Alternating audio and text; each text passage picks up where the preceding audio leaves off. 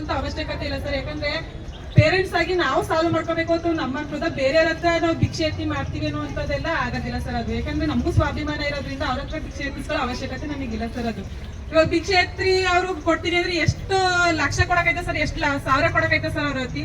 ಇವಾಗ ಒಂದ್ ಸರಿ ಕೊಡ್ತಾರ ಅವರು, ವರ್ಷ ಎತ್ತಿ ಎತ್ತಿ ಕೊಡಕೈತದ. ಈಗ ವಾಶ್ರೂಮ್ ಅಲ್ಲಿ ನಲ್ಲಿ ಇಲ್ಲ, ನಲ್ಲಿ ಸಮಸ್ಯೆ ಅಂತ ಕೇಳಿದ್ರು ಮಕ್ಳುಗಳು. ಈಗ ಪ್ರತಿದಿನ ನಾವೇ ವಾಶ್ರೂಮ್ಗೆ ಮನೆಯಲ್ಲಿ ವಾಶ್ರೂಮ್ ಅಂತ ಹೋದ್ರೆ 3-4 ಜನ ಅದೇ ಅದ್ಗೆಟ್ ಹೋಗಿರ್ತದೆ.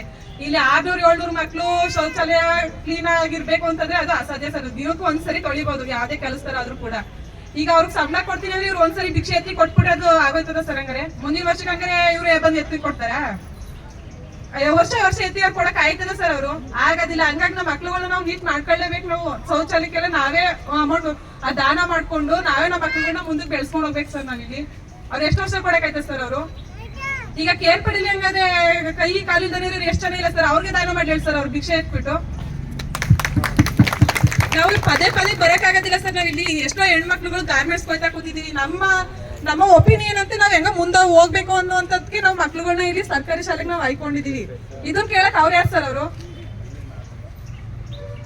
ಈ ಒಪಿನಿಯನ್